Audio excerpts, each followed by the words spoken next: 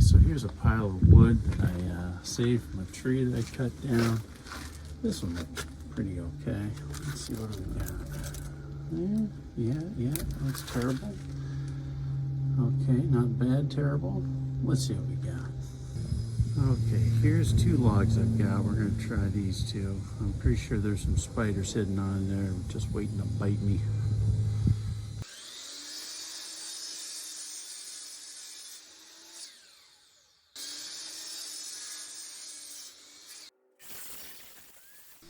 This is called foreshadowing. Eeny, meeny, miny, moe. Catch a tiger by his toe. If he hollers, let him go. Eeny, meeny, miny, moe.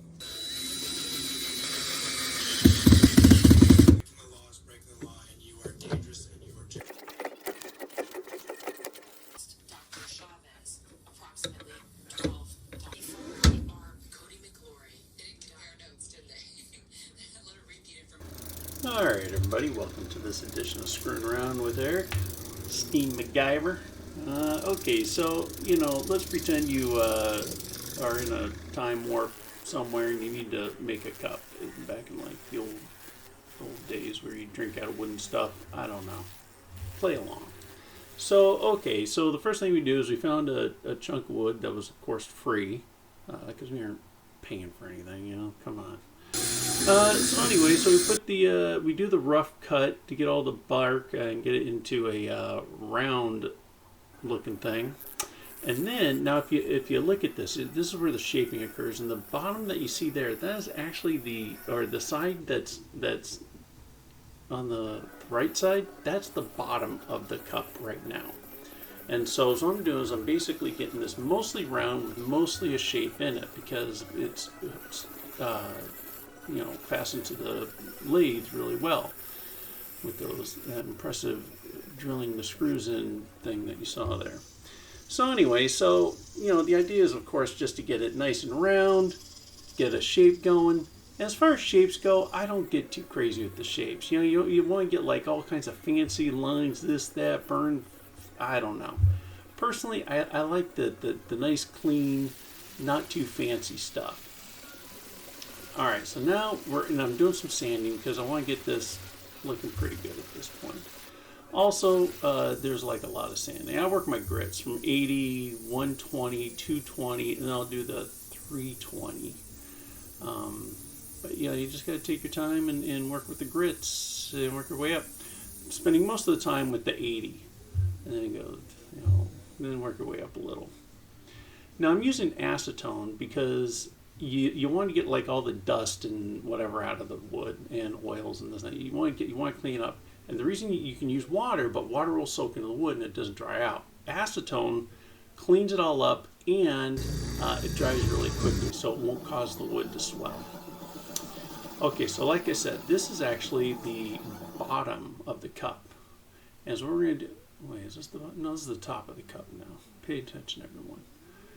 Okay, so now we're going to clean up the top and start trying to hollow it out.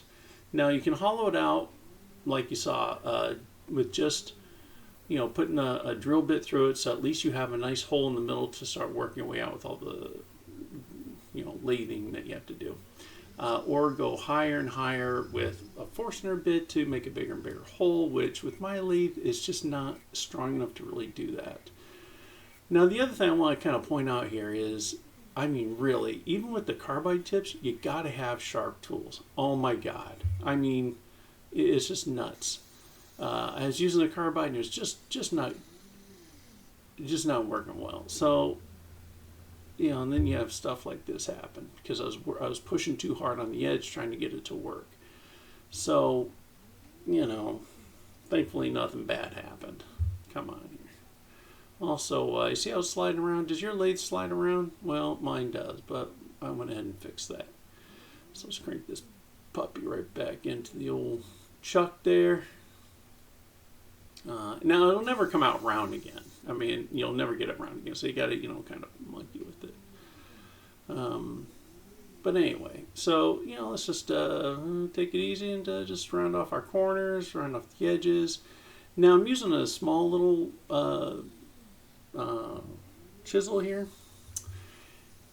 Small cuts, but hold on to your tool really well, because you don't want anything loose, but you want to make really small adjustments, because if it looks terrible, no amount of sanding is going to fix it. All right, ready for this parting extravaganza? Boom, there it goes. That was pretty sweet. All right, then we're just gonna, the bottom of the cup gets a little more sanding just to make it nice and smooth.